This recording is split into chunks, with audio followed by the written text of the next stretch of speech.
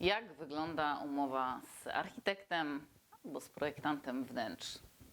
Zapraszam, zaraz opowiem.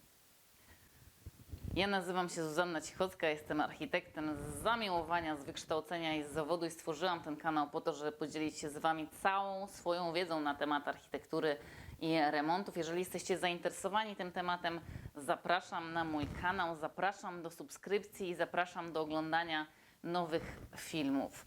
A dzisiaj podzielę się z Wami informacjami dotyczącymi tego, jak taka umowa z architektem powinna wyglądać. Nie dyskutuję, czy powinno się ją podpisywać, czy nie. Osobiście lubię mieć wszystko na papierku, ale to od Was zależy, czy wolicie umowę, czy jej nie chcecie, więc tą decyzję podejmijcie sami. Pamiętajcie też o tym, że ja patrzę z perspektywy architekta na tą umowę. Ja nie jestem prawnikiem, nie zajmuję się aspektami prawnymi i nie będę ich omawiać w tym filmie, tylko zwrócę uwagę na takie rzeczy, które wydają mi się po prostu w umowie ważne i dobrze jest je zawrzeć. Na samym początku też chciałabym od razu powiedzieć, że taka umowa z architektem moim zdaniem nie powinna być zbyt skomplikowana, bo nie wiem, dlaczego miałaby być zbyt skomplikowana. Jak ktoś puszcza 20 stron umowy, której w ogóle nie możemy zrozumieć, no coś jest chyba nie tak. Więc raczej te umowy powinny być przejrzyste i to jest taka bardzo ważna informacja w ogóle dotycząca wszystkich umów, ale mi się wydaje, że tutaj jest architektem, gdzie Wy nie rozumiecie tego, co robi architekt zazwyczaj, chociaż jak obejrzycie moje filmy, to się dowiecie, a sprawdzenie tej umowy w takiej kwestii po prostu może być bardzo skomplikowane. Ale do meritum. Co w takiej umowie warto zawrzeć, na co zwrócić uwagę? Przede wszystkim na to, z kim zawieracie umowę.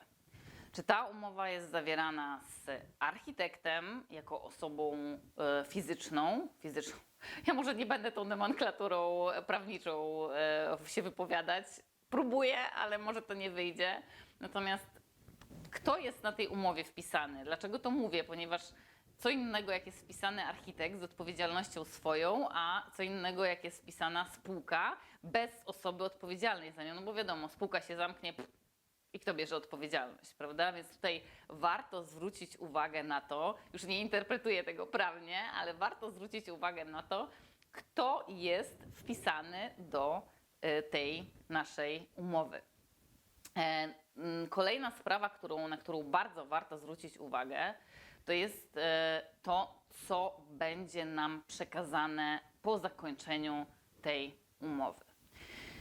Ja to robię w taki sposób, że dołączam po prostu ofertę z wypisanymi rysunkami dotyczącymi tego zakresu, w którym się umówiłam z klientem, bo nie zawsze ten zakres jest taki sam, a ważne, żeby mieć z czego się rozliczyć. Zwracam na to uwagę, ponieważ dobrze jest wrócić trochę do poprzednich filmów, ja już się nie będę powtarzać, ale ten projekt wnętrz nie jest w Polsce określony prawem, więc jeżeli wpiszemy na przykład tylko projekt wnętrz, to nam nic nie da. Centralnie nam to nic nie da, bo informacja, że projekt wnętrz jest w naszej umowie, nie mówi zupełnie nic. Więc koniecznie dobrze jest wpisać zakres tego projektu, najlepiej wypisać rysunki, kompetencje architekta albo projektanta. Kolejna rzecz, która jest bardzo istotna, to forma, w jakiej ten projekt zostanie Wam przekazany. Dlaczego? Ponieważ istotnym jest, co dostaniecie na końcu tej współpracy. Czy to będzie forma elektroniczna, czyli dostaniecie jakiś link do projektu, który później będziecie musieli sami wydrukować, albo będzie musiał wydrukować Wasz wykonawca, czy dostaniecie wydrukowany projekt, czy dostaniecie to zapisane na CD, na pendrive'ie. To jest bardzo istotna informacja, dobrze jest ją zawrzeć w umowie. Ważne też są oczywiście terminy. Nie wiem, czy nie najważniejsze, natomiast z terminami nie jest tak prosto. Sama nie wpisuję konkretnych terminów, ustalam je mailowo i wpisuję, że będą ustalone mailowo, zawsze je ustalam, od razu powiem, więc warto je ustalić, ale nie do końca nie ma jakiejś takiej określonej formy, w jakiej dobrze jest wpisać je do umowy. Data w umowie może się zmieniać, ponieważ praca nad projektem jest bardzo elastycznym procesem i może coś się w międzyczasie wydarzyć. No nie warto wpisywać jakiejś takiej daty typu 7 sierpnia i oczekiwać, że to będzie ta data. Ja raczej myślę, że to jest 3 tygodnie, 4 tygodnie, 5 tygodni, dajemy sobie limity. Tutaj ważna uwaga, że przy takim przeciąganiu projektu, ja mówię tu przeciąganiu, bo zdarza się po prostu, że nam ten termin realizacji projektu się po prostu najzwyczajniej w świecie wydłuża.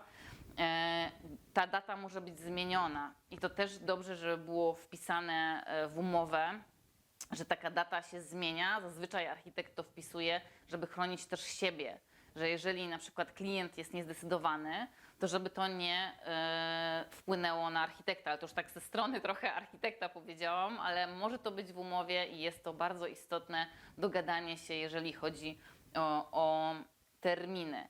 Bardzo ważne jest też coś, co ja mam w umowie i czasami zdarza mi się widzieć umowy, w których tego nie ma, a to jest istotna sprawa, bo słuchajcie, to jest informacja dotycząca tego, jak tą umowę można zakończyć.